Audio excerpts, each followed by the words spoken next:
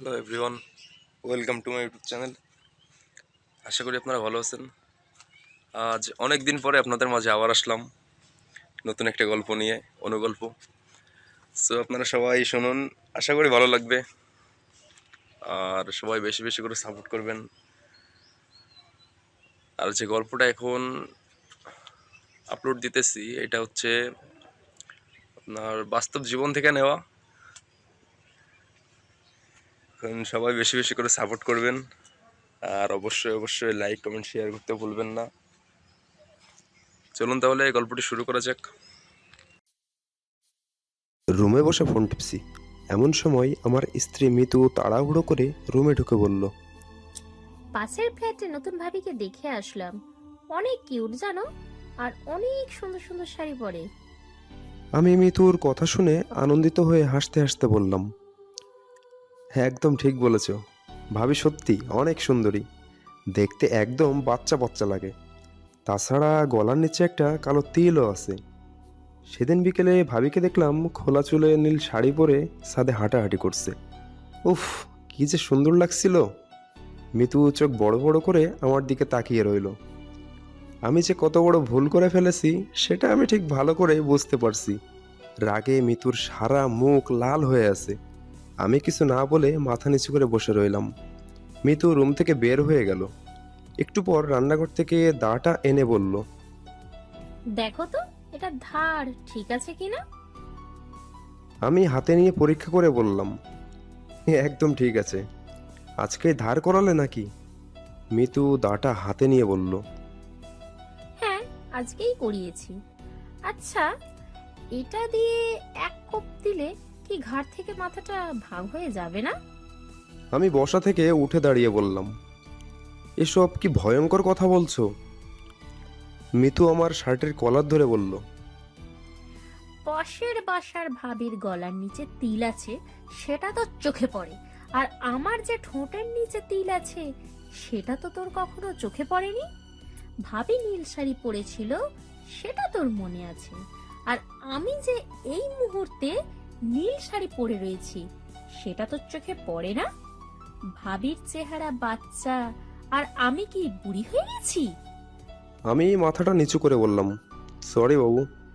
মিতু রাগে হাঁপাতে হাঁপাতে বলল, তোর শরীর মাইরে বাপ, তুই এই মুহূর্তে বাসা থেকে বের হয়ে যা, তা না হলে আমি কিন্তু আজ বিধবা হয়ে যাব। ক্লাসমেটকে বিয়ে করলে এই এক ঝামেলা।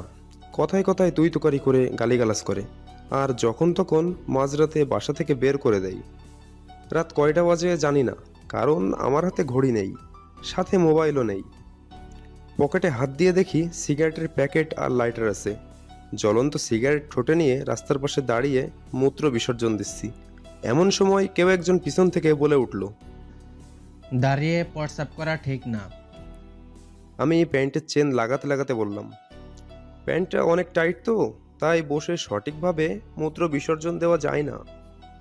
লোকটা কিছু না বলে আমার ঠোঁট থেকে সিগারেটটা নিয়ে দুটো টান দিয়ে ধোঁয়া ছাড়তে ছাড়তে বলল। আমি ইমরান, তা ভাই কি বিবাহিত? আমি কিছুটা অবাক হয়ে বললাম, আমি তুষার। তা আমি যে বিবাহিত সেটা আপনি বুঝলেন কিভাবে? লোকটা মুচকি হেসে বলল, এত রাতে বউয়ের দৌড়ানি খেয়ে বিবাহিত পুরুষ বাদে অন্য কেউ বাসা বের হবে না। তা ভাই, বউ বাসা থেকে বের করে দিল কেন? আমি মাথা চুলকাতে চুলকাতে বললাম, ভাইরে, পরস্ত্রীর সৌন্দর্যের প্রশংসা করেছিলাম। আমার কথা শুনে লোকটা বলল, আপনারটা না হয় মেনে নেওয়া যায়, কারণ কোনো স্ত্রী স্বামীর মুখ থেকে অন্য নারীর সৌন্দর্যের কথা সহ্য করতে পারে না। কিন্তু আমাকে তো ছোট একটা কারণে বাসা থেকে বের করে দিয়েছে। আমি বললাম, কারণটা কি? লোকটা একটানে সিগারেটটা শেষ করে বলল, আমার বউ নিত শপিং মল থেকে একটা পারফিউম কিনে এনেছে। আমাকে পারফিউমটা দেখিয়ে বলল, দেখো তো ঘ্রাণটা কেমন। আমি ঘ্রাণ শুকে বললাম, ঘ্রাণটা ভালো আছে, কিন্তু আমার কলিগ ফারিয়ার ওর পারফিউমের ঘ্রাণটা দারুণ। তাই এই কথা শুনে আমার বউ প্রথমে পারফিউমের বোতলটা ভাঙলো, তারপর আমাকে বাসা থেকে বের করে দিল। কাল নাকি আমায় ডিভোর্স দিবে, কারণ আমার নাকি চরিত্র ভালো না। আমি নাকি কলিকের শরীরের ঘ্রাণ শুকে বেড়াই। এমন সময় খেয়াল করলাম হাফ প্যান্ট পরা খালি গায়ের একটা লোক এদিক ওদিক উকি ঝুঁকি মারছে।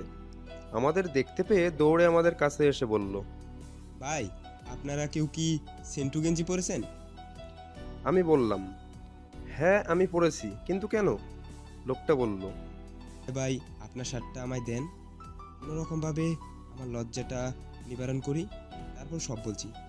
আমি আর ইমরান ভাই মুচকি হেসে বললাম, জি ভাই, তা আপনাকে বাসা থেকে বের করে দেওয়ার কারণ? সুজন ভাই একটা দীর্ঘশ্বাস ছেড়ে বলল, আমি সুজন। তা ভাই, আপনারা কি বিবাহিত? আমি আর ইমরান ভাই মুচকি হেসে বললাম, জি ভাই, তা আপনাকে বাসা থেকে বের করে দেওয়ার কারণ? সুজন ভাই একটা দীর্ঘশ্বাস ছেড়ে বলল, আমার বিয়ে হয়েছে 2 বছর হলো, কিন্তু এখনও সন্তানের বাবা হতে পারলাম না। সন্তান হবে কিভাবে? সপ্তাহে 7 দিনের মধ্যে 4 দিনই বউ আমার বাসা থেকে বের করে দেয়। 2 দিন বউয়ের মাথা ব্যথা থাকে, আর একদিন শাশুড়ির বাসায় আসে আর বউ শাশুড়ির সাথে ঘুমায়। আজ মা আমার বউকে বলল, 1 বছরের ভিতর যদি নাতি নাতনির মুখ দেখাতে পারে তাহলে মা তার সমস্ত গহনা আমার বউকে দিয়ে দিবে। বউ নিজের ইচ্ছেতেই আমাকে কাছে ডাকলো। অন্তিম মুহূর্তে আবেগে বউকে বলে ফেললাম, I love you Riya, I love you so much. কিন্তু আমার বউয়ের নাম ছিল অবন্তী। বউ প্রথমে আমাকে ধাক্কা দিয়ে খাট থেকে ফেলে দিল, তারপর একের পর এক প্রশ্ন। রিয়াকে বাধ্য হয়ে বললাম, রিয়া আমার এক্স গার্লফ্রেন্ড ছিল, আর ওর সাথে একবার মনের ভুলে শারীরিক সম্পর্ক করে ফেলেছিলাম। আর এই কথা শুনে বউ সোজা বাসা থেকে বের করে দিল, প্যান্ট পরার সময় পর্যন্তও দেয়নি। রাতের অন্ধকার কেটে আস্তে আস্তে আলো ফুটতে লাগলো। এখন বিদায়ের পালা। হঠাৎ ইমরান ভাই আমাদের দুইজনকে বলল, ভাই, স্ত্রীর লোক সৃষ্টি হয়েছে স্বামীর পাঁজরের বাঁকা হাড় দিয়ে। এমন আমরা যদি একদিনে বাঁকা হাড় সোজা করতে চাই তাহলে সেই হাড় ভেঙে যাবে, আর যদি সোজা করার চেষ্টা না করি তাহলে সেই হাড় দিনকে দিন আরো বেঁকে যাবে। তাই প্রতিদিন আদর ভালোবাসার যত্ন দিয়ে আস্তে আস্তে সেই বাঁকা হাড় সোজা করতে হবে। আমরা 3জন আজকে রাস্তায় রাত কাটালাম। বিশ্বাস করেন, আমাদের কারোর স্ত্রীর কিন্তু 1 মিনিটের জন্য হলেও বিছানায় শরীর লাগায়নি। কেউ হয়তো সারা রাত বেলকনিতে দাঁড়িয়ে হচ্ছে বসেছিল, কেউ সারা রাত কেঁদে চোখ ফুলিয়ে ফেলেছে, আর কেউ হয়তো ফজরের আজানের পরেই স্বামীকে খুঁজতে বের হয়ে গেছে। স্ত্রীর লোক ভাই খুব আজব জিনিস। দুনিয়া উল্টে গেলেও স্বামীর ভাগ কাউকে দিবে না। যখন চলে যাব তখন সুজন ভাই বলল, তুষার ভাই, আপনার শার্টটা কবে দিব? আমি মুচকি হেসে বললাম, কোনো একদিন মধ্যরাতে আপনাদের সাথে আবার দেখা হয়ে যাবে। যেহেতু আমরা বিবাহিত, সেদিন না হয় দিয়েন। গেট দিয়ে যখন বাসায় ঢুকতে যাব তখন দেখি মিতু বেলকানির গ্রিল ধরে দাঁড়িয়ে আছে, পরনে নীল শাড়ি আর খোলা চুল। পাশের বাসার ভাবির থেকে কমপক্ষে হলেও 10 গুণ বেশি সুন্দর, অথচ এই সৌন্দর্যটাকে এতদিন আমার চোখেই পড়েনি। সুজন কলিং বেল বাজাতেই অবন্তী দৌড়ে এসে দরজা খুলল। সারা রাত কেঁদে কেঁদে অবন্তী চোখ ফুলিয়ে ফেলেছে।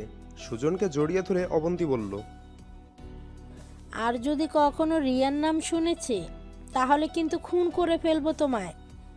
ইমরানকে দেখেই নিতু অন্যদিকে হাঁটা শুরু করলো। ইমরান নিতুকে বলল, তুমি কি আমায় খুঁজতেছিলে নিতু? তোমার মতো একটা ফাজিলকে খুঁজতে আমার বয়ে গেছে। একটু মোটা হয়ে যাচ্ছি দেখে রাস্তায় হাঁটাহাঁটি করছি।